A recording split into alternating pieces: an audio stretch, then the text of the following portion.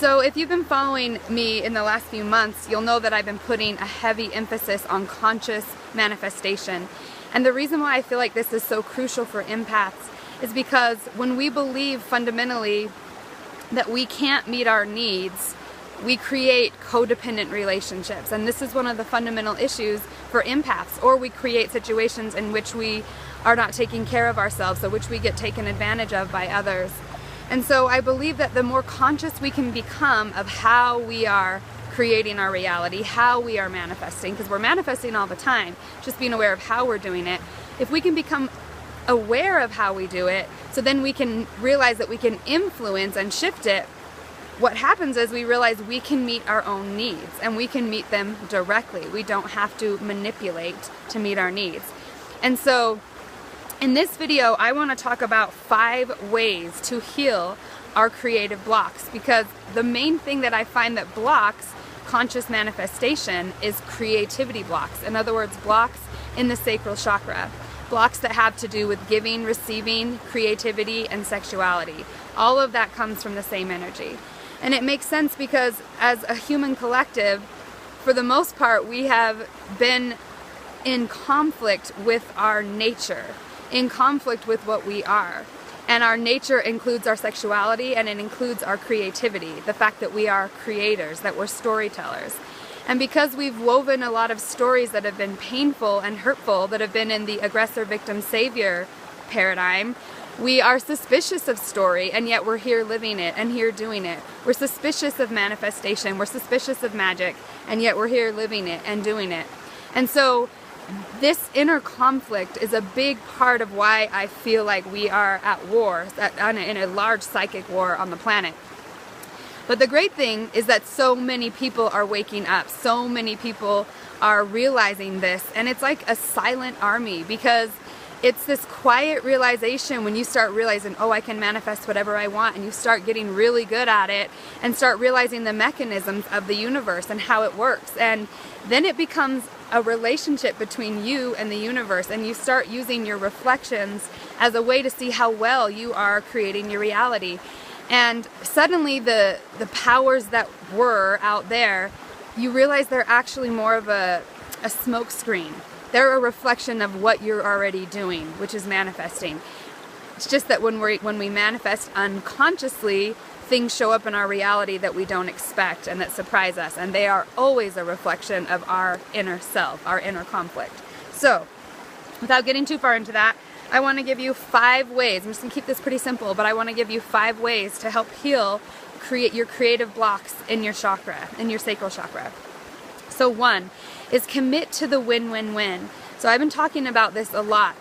The win-win-win means whatever you do, whatever you focus on, whatever you give your life force to, your creative energy to, that it be a win for your body, your mind, and your heart. It's crucial that we include all aspects of what we are. If you leave any of those aspects out, it's not a win. You're not actually committed to the restoration. And that is what being committed to the win-win-win is. It's being committed to restoration. It's recognizing, and we all do pretty unanimously agree, that humanity has been broken, that we've been wounded, that we've been deeply wounded, that we've deeply wounded each other. And so if we want to create something that's actually valuable, the greatest creations are those ones that last, those ones that are kind of immortalized because they're universal. It seems that it would be best to connect to the universal asking, which is for restoration of all that we are. So if we want to heal what we're seeing in our reflection, it is crucial that we go within and start healing that dynamic within us. So the first way, like I said, the first way to clear these blocks from your sacral chakra is commit to the win-win-win. Commit to restoration. Commit to the fellowship of your body, your mind, and your heart, that all aspects of you will be in fellowship with each other. And as you start to do this, learn to take all of yourself into consideration, you'll see where you've been imbalanced. It becomes very clear. And you start seeing where you have beliefs that are out of alignment with your true self. Usually beliefs that go something like, I'm not enough, or there's not enough. Those are the 2 fundamental beliefs of the lack matrix. There's never enough, and I'm never enough. When we start shifting into the win-win-win, we realize there's always enough, and I'm always enough. It's a matter of perspective. And when we're coming from lack, we hoard and we stay in fear because we have this constant looming fear over us that what we have might be taken from us. And there's always a threat of our security. Our security is always being threatened. And so most people, when their security is being threatened, they will give up their security. They will give up their freedom for security. They will start giving up their rights. They will start giving up their desires, anything that feels superfluous if they feel like their security is being threatened. That's all in survival mode, and that all is in the lack matrix, and that is all connected to the wound. Very real experiences. So committing to the win-win-win, committing to the restoration, is committing to the idea that there is enough and that you are enough and there always will be. So number 2 is learn to meet your needs directly. So I've been talking about this a lot, but becoming aware of what your actual needs are. So when you remove the layer of fear, like, oh, I need money because if I don't have money, I don't pay my bills, whatever. You know, there's legit reasons that we could be fearful if we don't have what we have. But if you remove the first layer and look at what is the deeper need, what is the deeper need behind needing money, for example? It has to do with security, needing to feel safe, needing to feel taken care of, needing to feel nurtured, needing to feel like we can do it. So knowing that that's the deeper need, how can you start meeting that need now? How can you start finding ways to allow yourself to feel safe, to feel secure?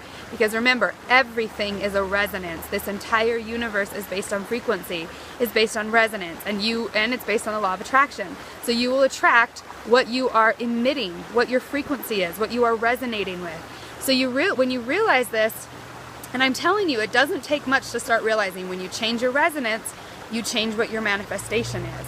And the problem is we've just been used to thinking the same thing over and over and over, so it's created neural pathways that have become automatic thinking. They've become subconscious, in other words.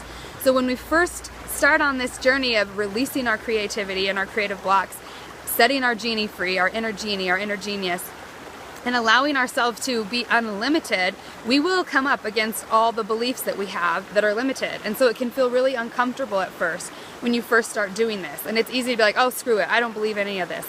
Because you're just used to thinking in lack. So this meeting your needs directly is a way to practice the resonance of abundance, because you remember that everything is ultimately a resonance, and you can feed yourself that energy stream of abundance.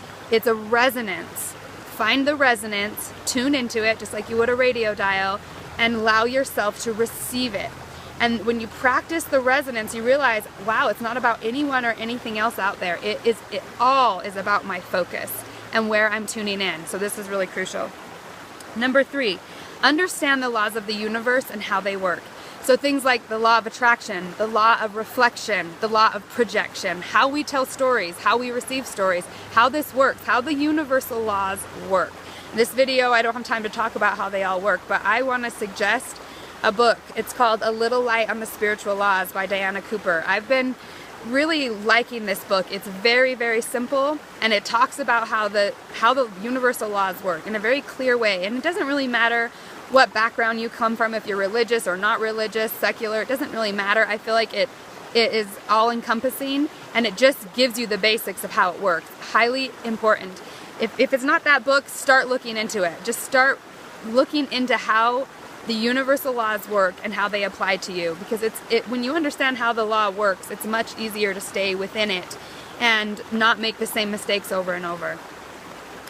Number 4, learn to make love to your reality. This is a crucial part. So once we start learning to recognize and identify our needs and meet our needs directly, once we start learning to fine-tune our resonance, and that we can do that, and by the way, emotions are a huge part of this, when we start realizing we have control over our matrix way more than we think, it becomes time that we start allowing ourselves to fall in love with it. And the reason I say that I'm putting this even at number 4 is because it takes a little while to feel in love with your matrix, especially if you've been deeply steeped in lack or in trauma, and you've created situations over and over that have taken from you. It can be hard to trust that the universe is good and trust that it's for you. And it's just simply because we've been in a cycle of self-sabotage, not realizing consciously what we're doing.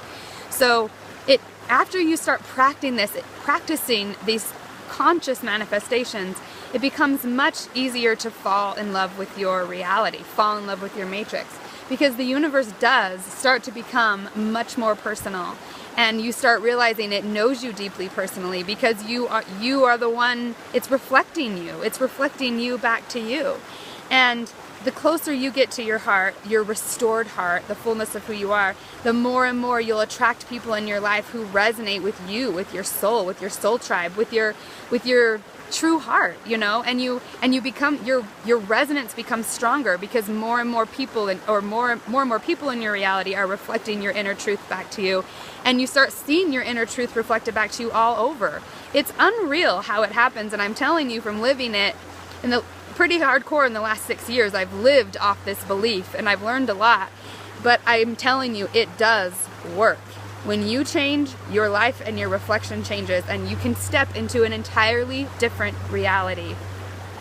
And it can start feeling like you are in a passionate relationship with the universe rather than at war with it, rather than seeing it as a problem to be fixed, or seeing humans as this terrible disease on the planet, or whatever. There's all these different perspectives to have about this life.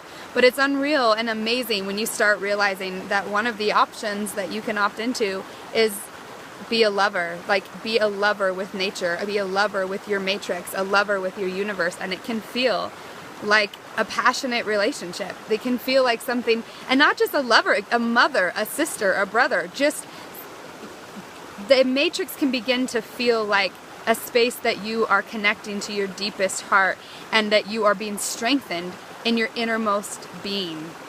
True fellowship. This is true fellowship, is when you allow your heart to matter. So, understand the laws of the universe and how they work, which I already said. Start making love to your reality, which means start feeling into your experience and allowing your conscious manifestations to be a reflection of your inner relationship with that fellowship of your Trinity, your body, your mind, and your heart. You will reflect it back, and it's amazing when we start seeing how deep that fellowship can go, and how deep love can go, how deep the bond is of our true self. And when our hearts are fully restored, as I've talked about so many times, it's the most powerful electromagnetic field we have. It is powerful, more powerful than the brain, which is why it can overcome the matrix. And last but not least, the fourth way to unblock your creative blocks, to dissolve your creative blocks in the sacral chakra, is to embody your dream. So again, this is resonance training. It's about feeling into what your truest heart desires, the true desires of your heart. And remember, desire is key here. Desires aren't wrong. They are fuel. They are the fuel for creation. So tuning into your truest, deepest desires that are in alignment with the win-win-win. Remember, win for your body, win for your heart, win for your mind, win for yourself, win for others, win for the planet. When we embody our truest desires that come from that, because the truest, deepest desires of the human heart is fellowship, is restoration. So when you start embodying fellowship and embodying restoration and embodying love and allowing your desires to matter, you literally become a completely free being on the planet. You become the embodiment of the liberation of humanity. You become a being, a human being that is liberated fully. And that's a powerful vibration to be holding on this planet right now. So I hope these 5 tips helped. I kind of blab like I usually do, but it's just gorgeous here, don't you think? I had to get up and be in the mountains. This is one of my goals, is to do it every single day, because there's a lot going on the planet right now. So if you want to go deeper into this, my next class, which is Making Love to Your Matrix, where we're actually going into this, we're creating our astral realities, we're getting deep into manifestation and how it works, and we're healing our sacral chakras, we're healing our creativity, so we can step into that next level of creation that we're meant for at this next level of the game. If you want to join the class, it starts Monday. Highly recommend it. It's going to be the only time I teach it live. So check the link below to register. Love you guys.